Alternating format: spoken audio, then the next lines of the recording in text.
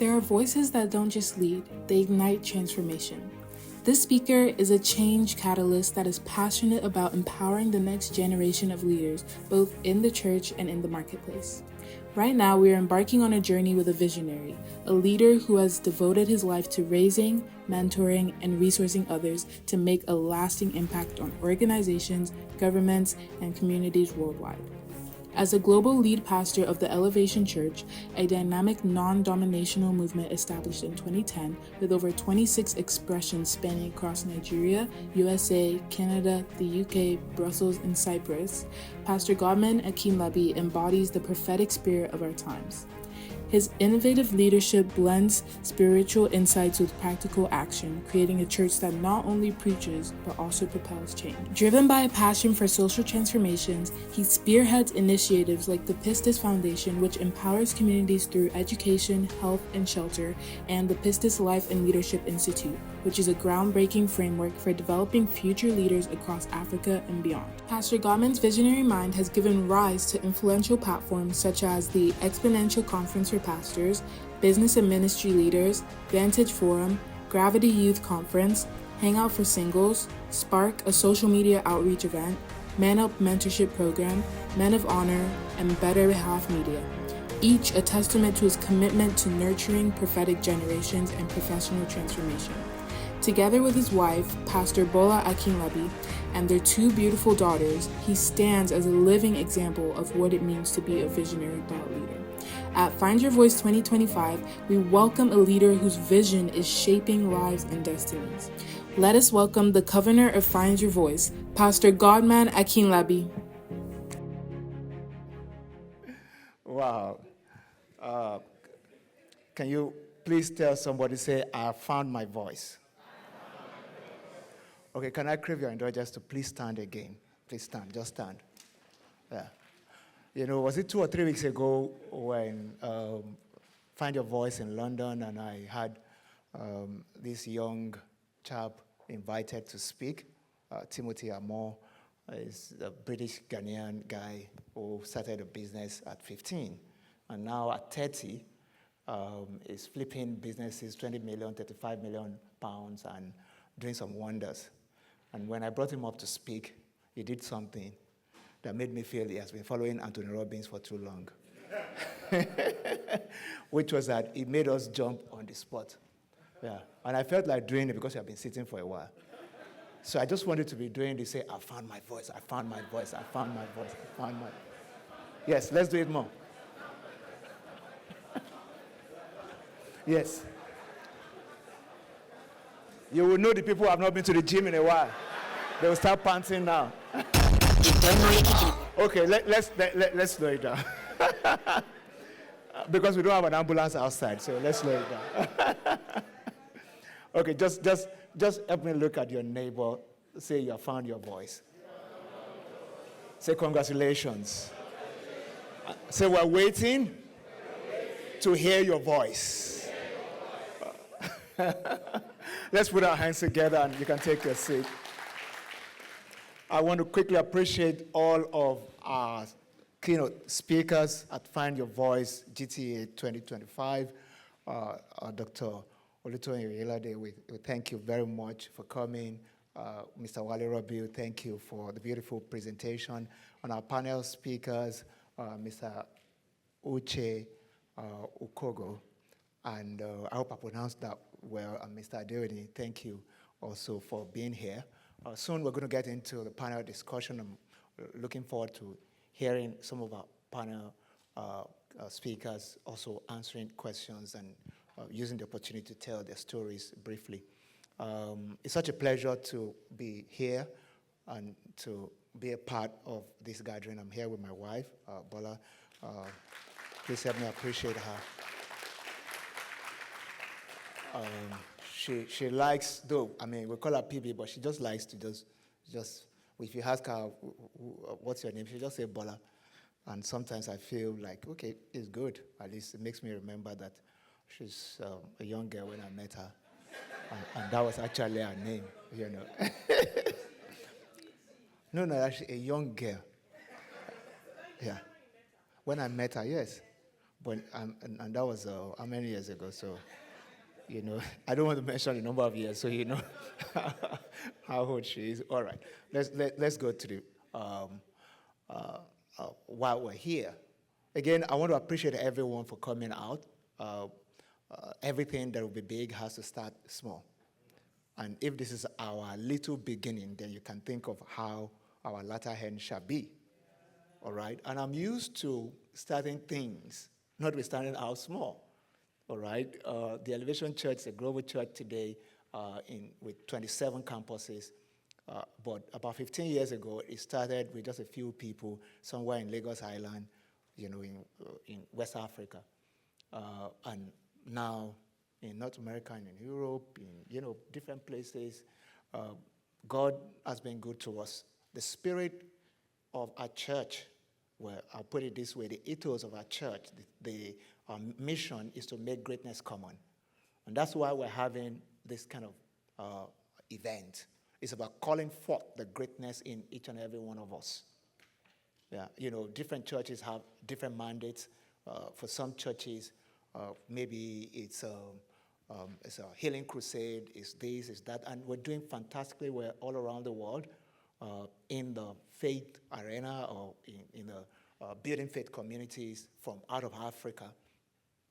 Our bid is, leading people to becoming leaders who will shape the community and who will shape nations and who will pioneer with grace and start enterprises that will shape the face of nations around the world.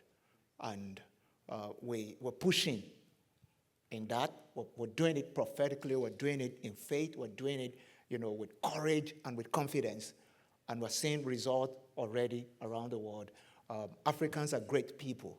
I was also a part of the Africa Day celebration yesterday with an event in U of T put together by One Campaign, headquartered in Washington, D.C., and the African Impact Initiative. Yeah, I sit on the Global Faith Council of One Campaign. So I co-chair that Global Faith Council, and so because of that, I was invited to be a part of it, and it was so great to see a lot of Africans come together at the University of Toronto at the Innovation Center yesterday, dialoguing. I had a few moments to just share a thought, challenging diasporans to remain strong and steadfast and not just wait to be called to the table, but create the tables. Yeah, when you know your value proposition, it's not difficult to create a table.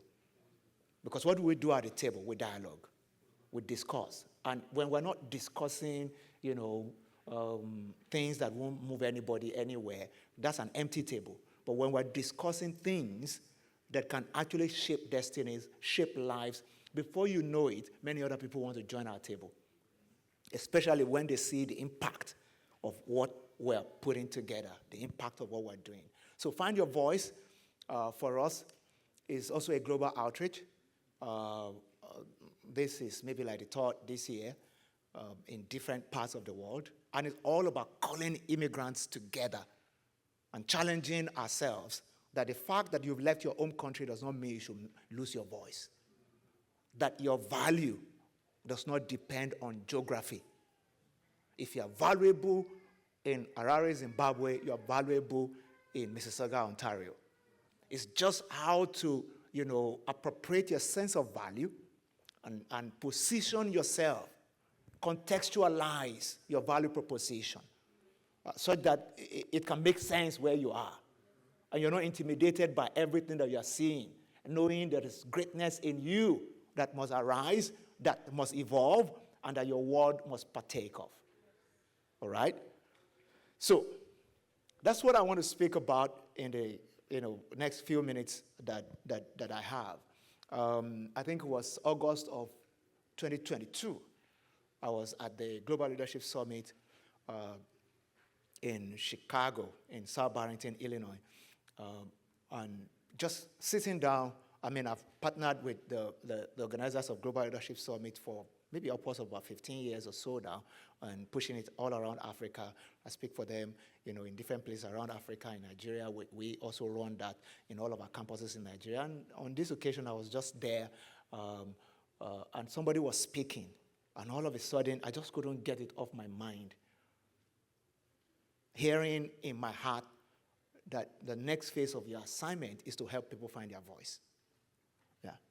And is just going around enabling voices. Yeah, enabling voices. That's what I heard. Enabling voices. Just ringing in my heart. Enabling voices. Your assignment, a major part of your assignment is to help people enable voices. And that's where Find Your Voice came from. And the last, from 2023, then starting from London, England, where we had the first one, it's then become something we do around in different places. Find Your Voice is not just a conference or an event, it's a movement. It's a movement. You can imagine, and I'm charging, the committee, some of them are outside. If you're on the Find Your Voice committee, can I see your face? Yeah. The people who put the GTA event together, I want you to come quickly. Let me call them to come. Let's keep clapping as they're coming. Where's Chine? Talks. I want you to come. Datsun. Please, as many of them as can come in, please come quickly. Sanjo, please, can you help me pull them together? Yeah. Let them run like they've been going to the gym. Yeah.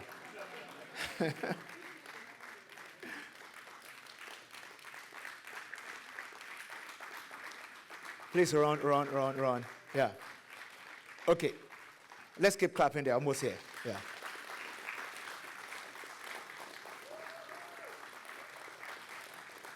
There's a reason why I'm bringing them up, apart from giving them their flowers for a good job done. All right, so face the people. Yeah. You've done a good job, and we appreciate you for what you've done. That's why I'm taking 2 or 3 minutes of my talking time to appreciate you. I could have done this at the end, but I'm doing it now. But I also want to extract a commitment from you in front of all of them that you are not going to disappoint them by running away. I hope you have seen that the effort you have put into this is blessing all these lives and people online.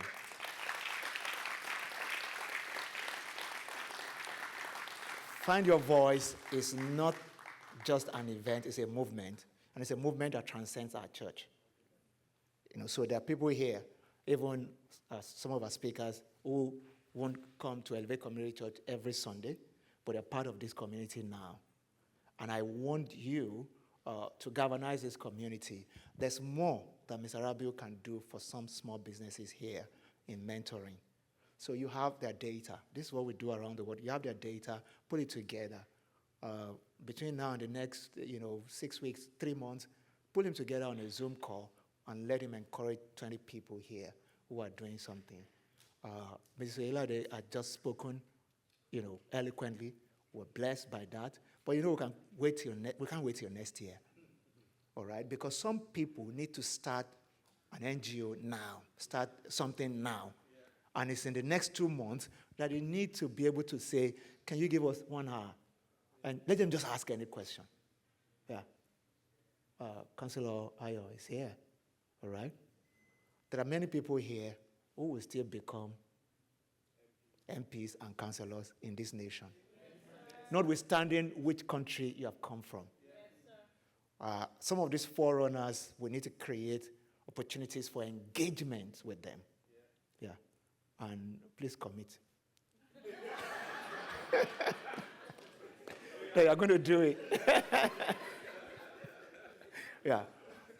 So I'm also here to continue to supply you vision and strategy and to give you momentum. Yeah.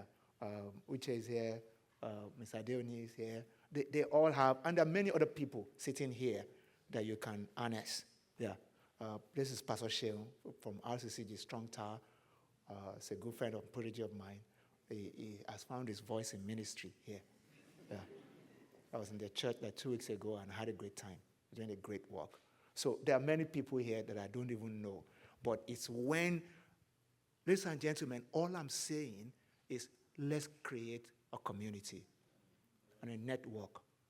And let's continue to connect with the communities and networks that have been created by some of these front runners. And before we know it, this is beyond our church, by the way. It's a movement of anybody that want to really find their voice in this location. All in agreement, say hi. The highs have it. Please appreciate them for me. God bless you guys. God bless you. God bless you. So in the next, let me shoot for 25 minutes, thriving and winning. I'm going to be talking very fast, so if you want to write, you can write down.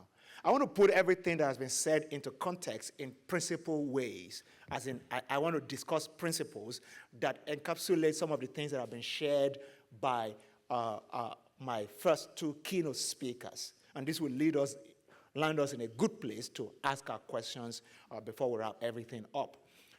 Thriving and winning is what we have teamed this year's Find Your Voice in the GTA. And I want to start out by saying that when you have gone through transitions, when you've gone through life's challenges, when you have sometimes hit the bottom and you try to bounce and it looks like you feel like you are like a basketball that has leaked hair or that is punctured. You know, when you try to bounce it, it can't rise up to the level that, you know, it can be so difficult to play a ball when it's not well inflated. And, you know, the inflation that we're talking about, it's about the courage, the confidence, the energy, the momentum. If you're a person of faith, we call it grace and faith. To really, you know, mount up and refuse to be cast down, refuse to feel like you can't amount to anything or that your failures can define who you are. That's what happens when we feel deflated, we call it, deflated, so that you can't bounce and rise higher. And there's a season in life where we truly feel that way, either because we're just starting and we're faced a lot of oppositions and failures, or we build something high up there and it's crashing. And it's at that point that people start to interpret it in different ways. One of the ways people interpret such situations is to say that there's a glass ceiling. Yeah, I remember at Find Your Voice 2023 in London, I spoke to the concept of glass ceiling. And I want to do a little bit of that here too today. Because many years ago, I got an understanding that has helped me. And that's what I want to share. That the concept of glass ceiling is not essentially real. You know, when you get into a new environment, you start to tell yourself, oh, there are glass ceilings on people of color, or glass ceilings on people who talk with an accent, or glass ceilings with people who schooled in a particular part of the world, or glass ceiling on, you know, on this, on that. And racism becomes a major topic in the mouth of people who have not found a way around it. You know, when you meet a mountain that you can't circumvent and you can't climb, it becomes what you talk about every day. Yeah. Meanwhile, there's a way around every mountain. Because it's either you climb it, jump it, go around it, or dig a hole through it, but you just know that you have refused to be stopped by the mountain. And that has been the story of some of us. And that's why we need to continue to talk about it so that other people can find courage to know that truly no mountain should be strong enough to stop you. So, when you talk about glass ceiling, sometimes it's very imaginary because it depends on where you are and where you are seeing from. So I want to speak to a concept that can help you to understand that nothing should ordinarily limit you, even in a new environment. And I'm talking about the ladder concept. I want you to put my next slide on. You see, when you have the mind that all glass ceilings are imaginary, what I need is a ladder that is taller or some more steps on my ladder. You just realize that when you get there, what you thought was a ceiling has actually become something that cannot stop you. I don't know if you're getting what I'm saying. Yeah. So the big question really is that how tall is your ladder relative to your dreams, your aspirations, and all that? That's actually the big question. You know, sometimes we are aiming for something that is within reach. The moment you start to aim for something that is out of reach, but your ladder cannot carry you to that level, you think that something is limiting you. You don't know that is what you are standing on that may be limiting you. Is somebody following me today? This is very liberating if you can understand it. In the Holy Book, Proverbs 24 and verse 10, it says, if you fail in the day of adversity, it said your strength is small. When you think about that very well, it presupposes that it is not the adversary that is the cause of your failure. So sometimes it's not the environment. Sometimes it's not what you think it is. It says it's because your strength is small. If you fail in the day of adversity, it's not because of the adversity. The adversity that some people, laugh about is the adversity that some people cry about. What makes a difference between who is crying and who is laughing is their internal fortitude. I don't know if you're getting me today. Yeah. Our two first keynotes spoke to the place of courage and confidence and the ability to walk into uncharted territories. And that comes from internal fortitude. To be able to say, look, the fact that I'm in an unfamiliar territory does not mean that I've lost all my sense of value or the potential to forge ahead and to do more. And sometimes, especially when you have suffered a bit of rejection, what starts to happen is that you start to feel like, maybe I'm not built for this after all. But nothing can be further from the truth. If you can reach within and take out some strength from within, it's like putting another step on your ladder.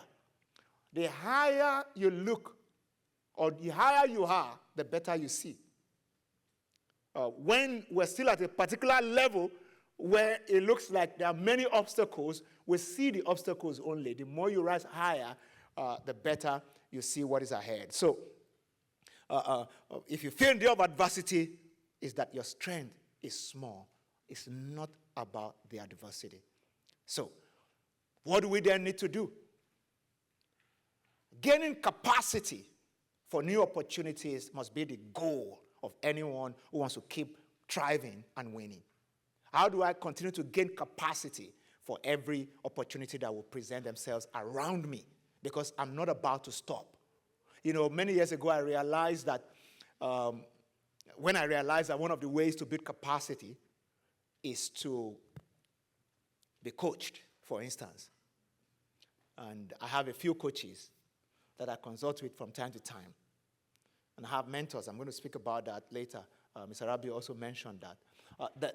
When I realized that there's a need for somebody to keep speaking to the greatness in me, so that as I navigate different terrains and territories around the world, there's somebody there that can speak to the greatness in me to help me build capacity to see the opportunities that are ahead of me. And that has worked over time. Let me quickly jump by speaking to about 4 things, keys to thriving anywhere. And this is how I'll put everything together. Keys to thriving everywhere. I'll do 3 or 4 of that. Keys to thriving everywhere.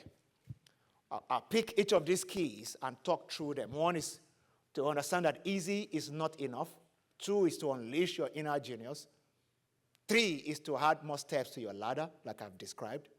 And the last one is to build your network intentionally. Please mark the word intentionally. A lot of the time we talk about building networks, but we don't have the intentionality that is required to it. So let's go. Easy is not enough. Many people are used to low-hanging fruits. We start from low-hanging fruit, but we don't stay there. Mr. Rabiu told us his story of how he worked on the factory floor, you know. And I hear that when you do that kind of a job, you don't sit down. Yeah, you're not allowed to sit. I'm not even sure there are chairs there to sit. But you know, when you get a minimum wage job, just because you have to survive, you have to think beyond survivor. That's what we're talking about, thriving. At the other side of survivor is to thrive. At the other side of survivor is to create a system that can make you win every day. You know, one of the greatest things that can happen to anyone in life is to unlock lock. I don't know if you understand what I'm saying. You know, when you see somebody that succeeded, you say they're lucky. Yeah. And they look like outliers. When you unlock how to be lucky every day. I don't know if you're getting what I'm saying. Because it's possible to be lucky all the time. That's actually, it means that you have decoded how to be lucky every day.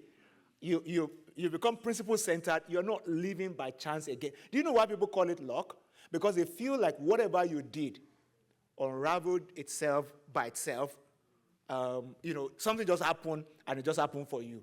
So don't be proud.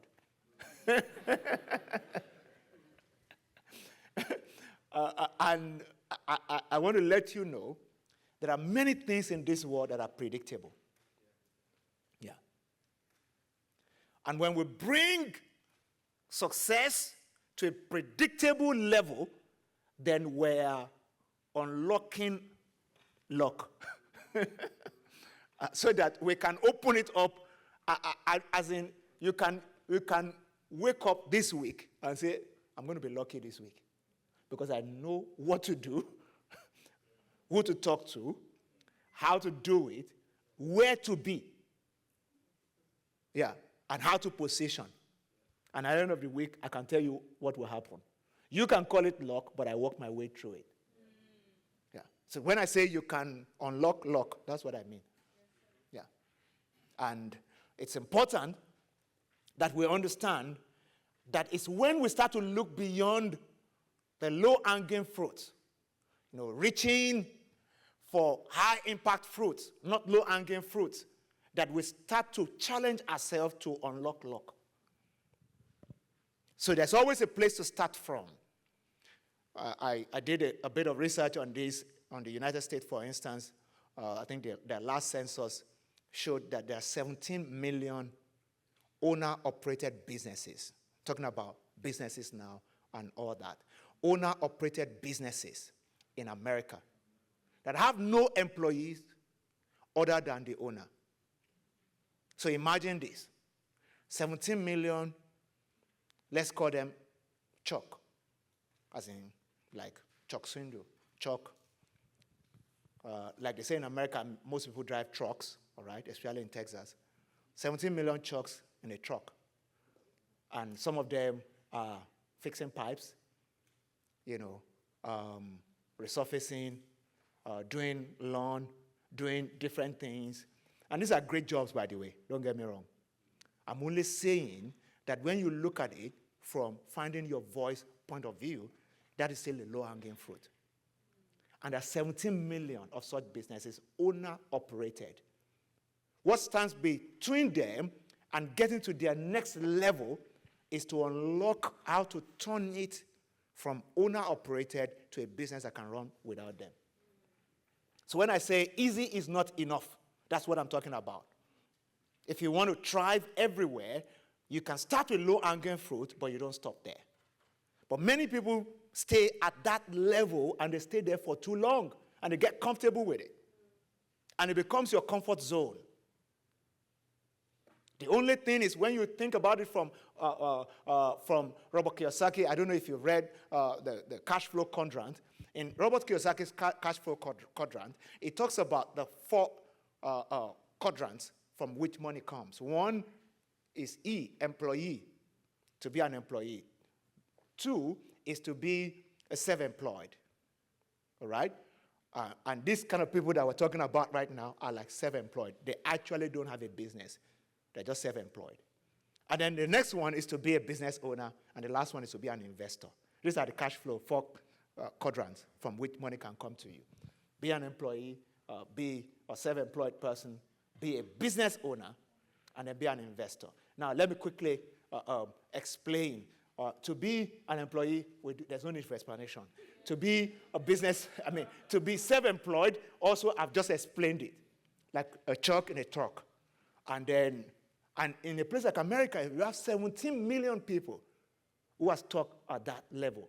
But when you talk about a business, in 100 Laws of Business Success, written by, what's the name of this?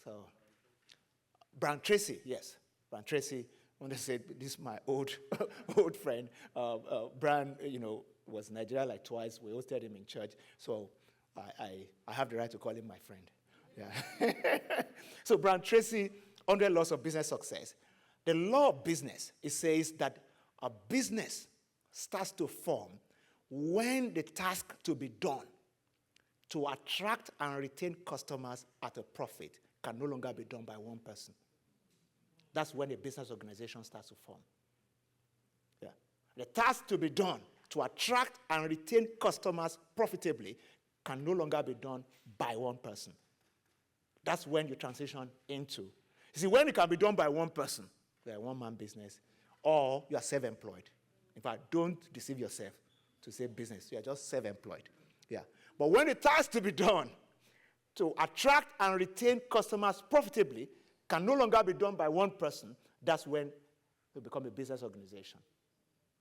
And then, from business organization, 2-3 weeks ago, I was talking about the 30-year-old guy, Timothy Amor, at Find Your Voice in London. This guy, at 30, he's obviously an outlier, but many of us can also do many more things that we're yet to do. At 30 now, he was telling me, he said, PG, I don't start businesses again. I don't even want to start. I just want to buy. He said, he's a bit crazy. He said, I don't believe in innovation. I don't believe in creativity. I just believe in replication. Yeah. It's not that those things don't exist, but that's not my strength. Yeah. And he said, if you're a startup, God bless you, you are creative, you are innovative, I love you. But do it when you need money, come. And how did he get his first break? At 17 or so, he started, at 17. His real first break was at 14 going on 15, when he was having a conversation with his friend coming back from school. And they saw a Mercedes-Benz car parked. And his friend asked him, how much do you think that car is worth? And he said, he just pulled out of his head the biggest number that he could think of. And that biggest number was 500 pounds. And his friend said, do you think you can make 500 pounds before you are 18? And he said yes. And he told himself, I'm going to prove a point to him. I will make it. Yeah. So, he said he got home and he Googled how to make money.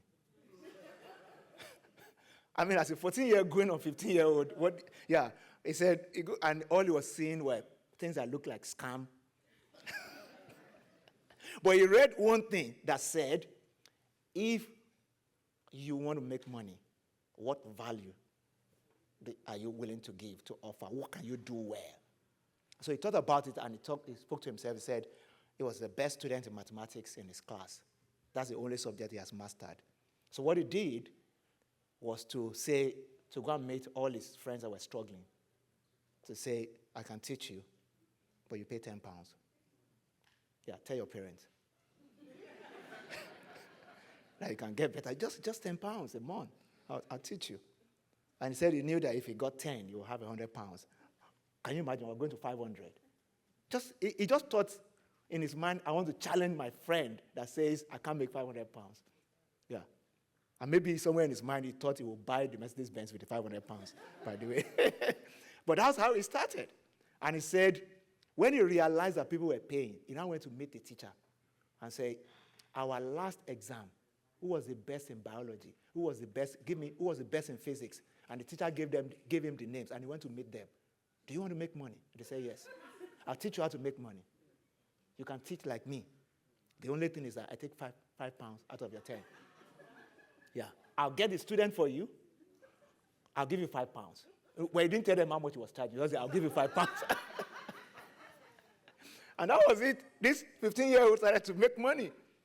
By the time he was 17, don't forget, this is a black guy from Ghana. Yeah. Born in the UK, taken back to Ghana, and brought back at 13 or so. Yeah. When he was going to high school. Now, this guy said, he did that, he started making some money, he realized that it's not so difficult to make money. So he started a media company where he was blogging. This was when blogging just started, He was blogging and all that, and reporting sports and all, reporting different things. Now, reporting about big entrepreneurs and writing. So he said there was a big conference I was supposed to hold in the UK at the O2. Sir Richard Branson was going to be there. A few other billionaires were going to be there. He thought about how he could get to interview them. He thought. After a while, he said, okay, I'll send the organizers an email and say I want to volunteer, that I'm good at arranging chairs. Yes. And then he said the guys allowed him to call or something and interviewed him, and they just saw his passion.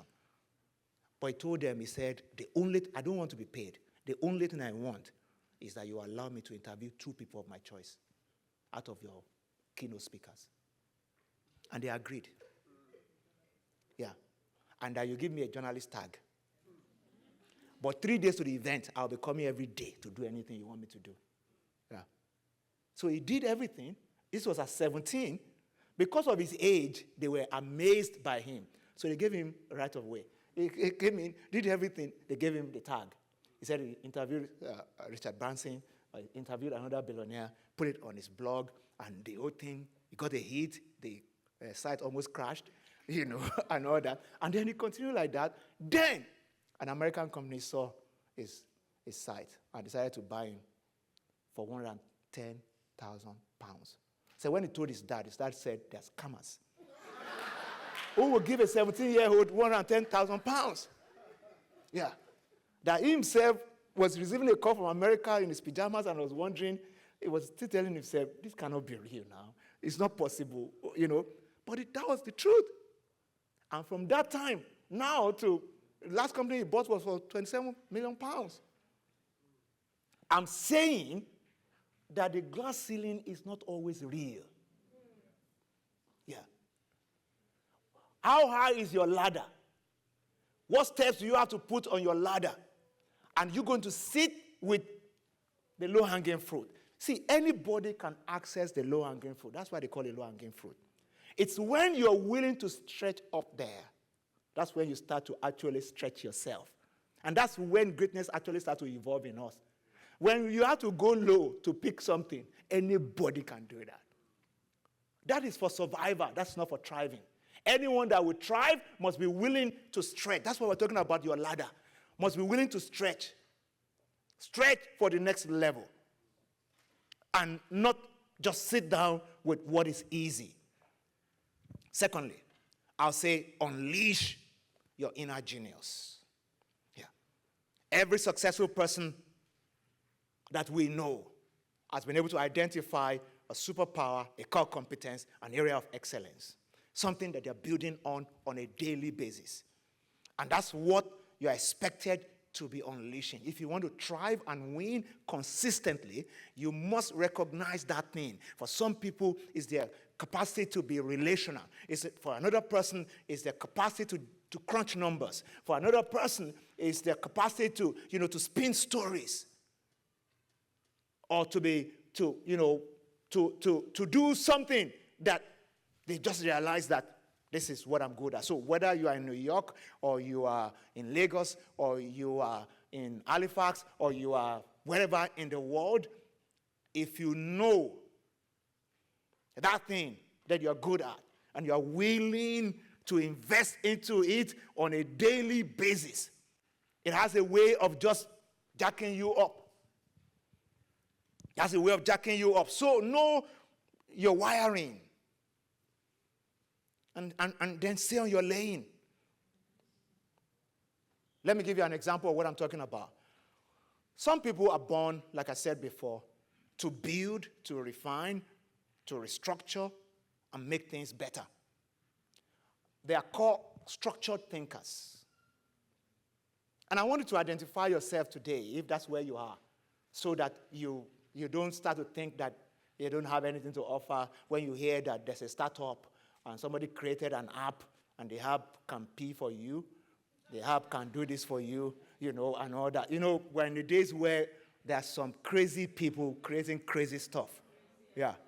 And crazy ideas and all kinds of startups, and they're making a lot of money. And if you're not wired like that, you just think that you have to come a second time to blow. I don't know if you understand what I'm saying. You think that you will die and then come a second life, and that's when maybe you too will be able to be an innovator.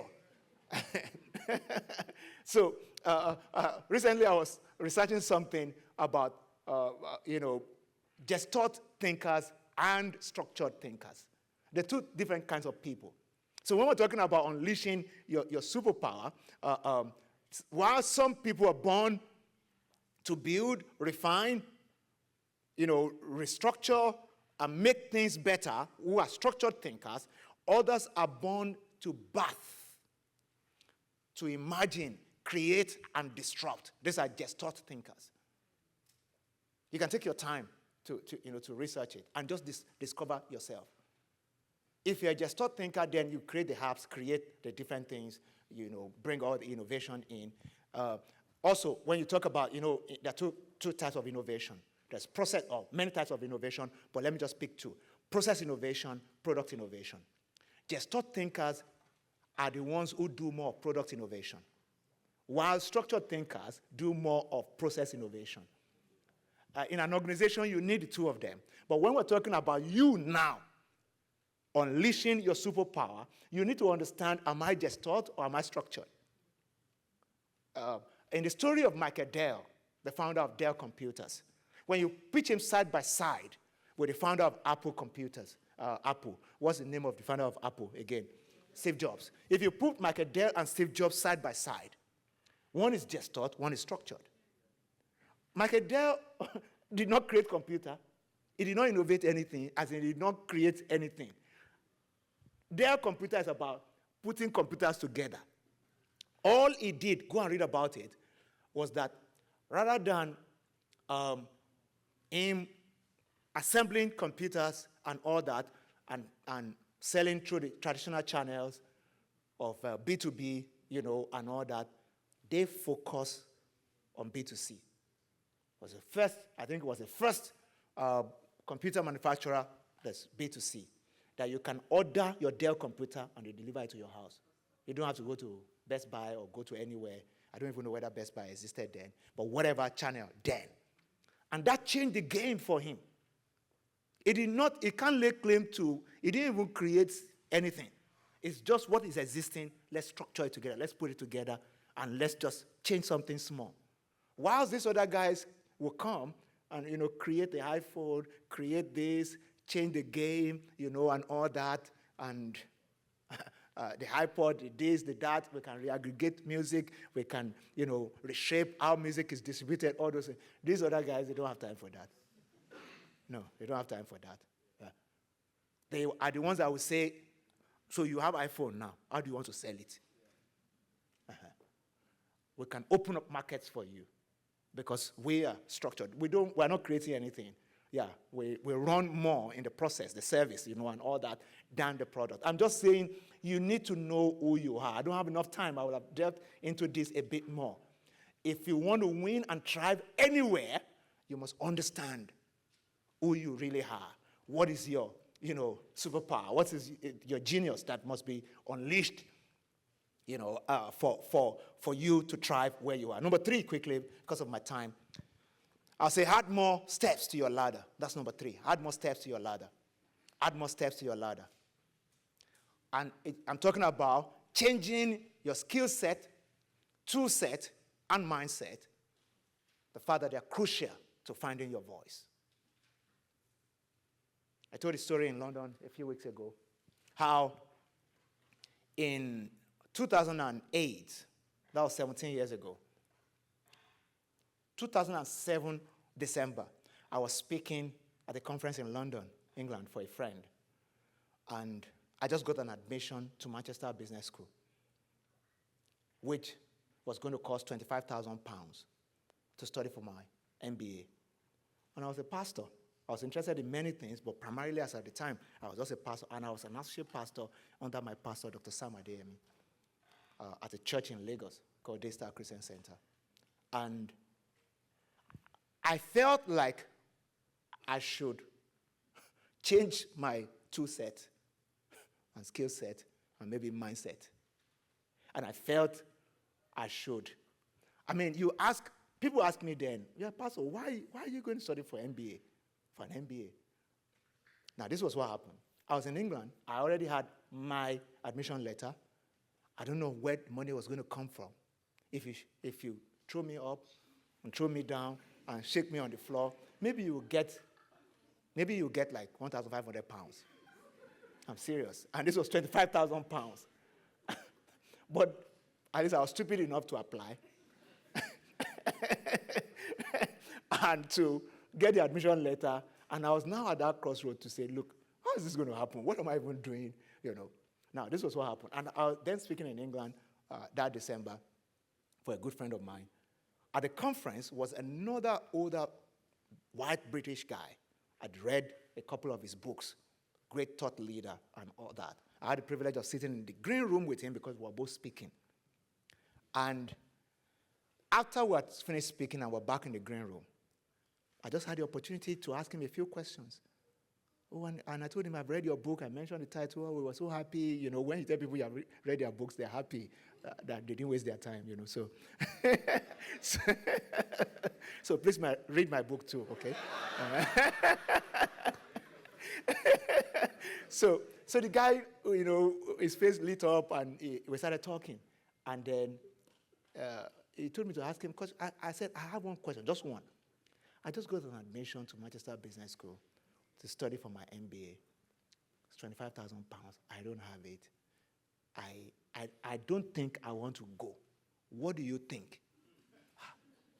So the man looked at me and he said, think about yourself 10 years from today. What will you be doing? What do you have the capacity to be and become? Where will you be? Would you need the knowledge that is at the level of that MBA and the quality of this MBA to do that thing excellently? So I took a deep breath. I didn't want to answer foolishly. Yeah, I thought about it, and I thought about some of the things that I could see about myself. And the fact that I'm going to run not-for-profit, faith-based. I'm going to sit on board of business. I've helped so many. Out of 6 or 7 unicorns that are out of Nigeria now, at least I've helped to incubate 2 of them. Yeah. There's another business that I'm part of incubating that's going to become a unicorn before the end of this year. They hit $800 million valuation, I think, last December. Yeah. I still got a message from the guy saying, I'm in church this Sunday, sir. Are you around? I said, no, I'm in North America. Yeah. We can't see physically, but I can talk to you on phone and we can maybe do Zoom. So that day, when that man asked me, those were all the things I saw. And I said, yes, I will need it. He said, so don't play to the gallery. Stretch yourself. However it's going to happen, let it happen. If not, those things that you're seeing will never come to pass. Opportunities respond to capacity. Yeah. One of the greatest prayers that a person of faith can pray is, Lord, give me capacity for my opportunities. A lot of people pray for opportunities. They don't pray for capacity. So when the opportunities show up, they cannot even see it. They are not even in the place where they can see it or appreciate it. I don't know if you're getting what I'm saying. And that conversation changed my life. Yeah. Don't ask me how I got the money. I didn't steal. But the money came. That's the truth. The money came. Somebody hearing that, oh, you're studying, that's great. How can we be of help? You can help. Yeah. It's about pound sterling. So, okay, we'll see what we can do. Like that. My wife here too. Some credit to her. I'll give her flowers, Always, always there to support. Take money, take this. And this is where we are. So when I talk about changing your skill set, your tool set, your mindset, it's about what other tool set do you need? What other skill set that you need? You see, every skill set that is added is like adding another layer to your ladder. It takes you a little high up there. You're going to be able to see better and connect better. So rather than thinking there's a glass ceiling ahead of you, if you increase the step of your ladder, if you take a higher ladder, you just see that the glass ceiling is not real. Is somebody getting something out of this? Very important. So, you've got to stretch out of your comfort zone, add some steps to your ladder so that you can reach the high impact fruits that are ahead of you. It's very, very important. Let me take my last point because of time. I'm not out of materials, but I'm out of time. All right, and I want to be sensitive to your time. So last point, quickly, build your network intentionally. Build your network intentionally. So it's important that we bring intentionality into how we build networks. Your voice grows louder when it's heard by the right people. And that starts with building the right connections. So build relationships intentionally. Very important. Be friendly. Be present. We're here now. Don't be here and you won't talk to one person before you leave here today. I have wasted my time if you did that. And this presentation is not working in your life. So that's my first challenge. Yeah. These events, we'll do a panel session after now, and then everybody wants to start to go. Don't go without connecting with at least one person. That's where it starts from. Can I tell you something, ladies and gentlemen? Please look at me. This guy that you're looking at, today, you call me visionary leader, this one, that one, that one. But the truth is that to get me out of my shell had always been difficult. Ordinarily, I'm not the kind of guy that is like the life of the party, wanting to connect to him. It's leadership and stretching that brought me to this point. Yeah. I don't even know how I toasted this babe, sincerely. Because in my other life, I didn't know how to talk to women. I don't know if you're getting what I'm saying. Yeah. Let alone starting things, coordinating people, pulling people together globally. So I'm saying that you can come out of your shell if you really want to. If you can trust God to just help you, you can. And it's about being intentional. It starts with one person. All this one of, I just mind my business. So, the way Africans talk. I mind my business. I just go in there, do my thing, and go. I go to work, just do my work, and go. I go to church, I'm just there to worship God, or not human being, or not anybody. Does that sound familiar? Yeah, that's how we do. And if you're not even connecting with people that look like you, talk like you, eat like you, what's the hope? That you will connect with somebody who doesn't look like you, talk like you, eat like you. And now you are in a multicultural environment, multiracial environment, where use your brothers and sisters as punching bag first. To try your relational skill. I'm telling you the truth, that's how it works. Because if you won't do it here, when you get to a more diverse environment, you won't do it. You chicken out. And that's the next step to your ladder that can take you to where you're going. So, we need courage to connect with people who are not like us. Very important. Courage to connect with people who are not like us. Growth happens when you stretch, and that includes your relationships. So dare to step out of your comfort zone, connect across culture, generation, profession, and perspectives. That's very important. Just connect across. People don't have the same perspective like as you do, does not mean that you can talk to them. I love to connect with politicians. When I met Councillor Ayo yesterday at the U of T event, it didn't take time for us to connect at all. I'm a pastor, he's a politician, but yeah. Jesus loved everybody. He loved everybody. Yeah. I mean, when you look at who are his guys? Jesus had a tax collector as a friend. Yeah. He had, Yeah, he had a zealot who was a guy who led protest. Yeah. Yeah. So, for instance, Ashura is my friend. Nigerians here know who I'm talking about. Yeah, zealots, and all that. Just be friends with everybody. Yeah. Politicians, anybody, business guy, guys, people who don't look like you, don't talk like you, don't eat like you, we need to.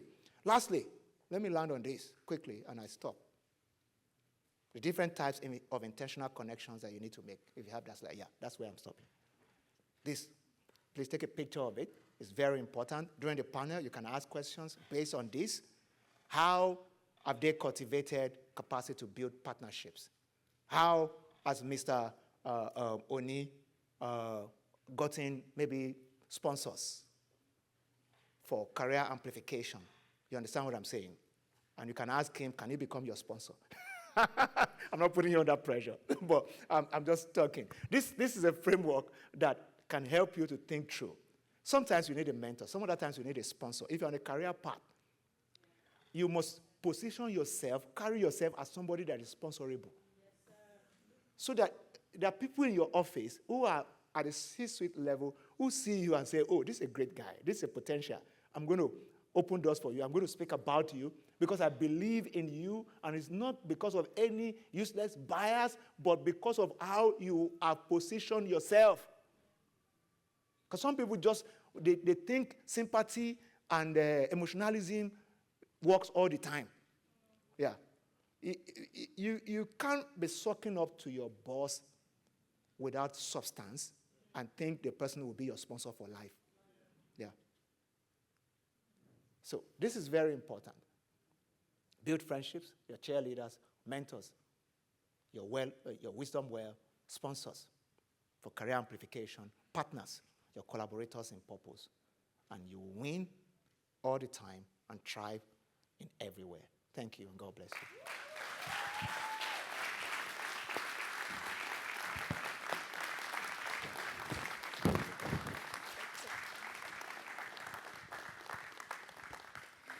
Thank you so much, PG. Another round of applause for him.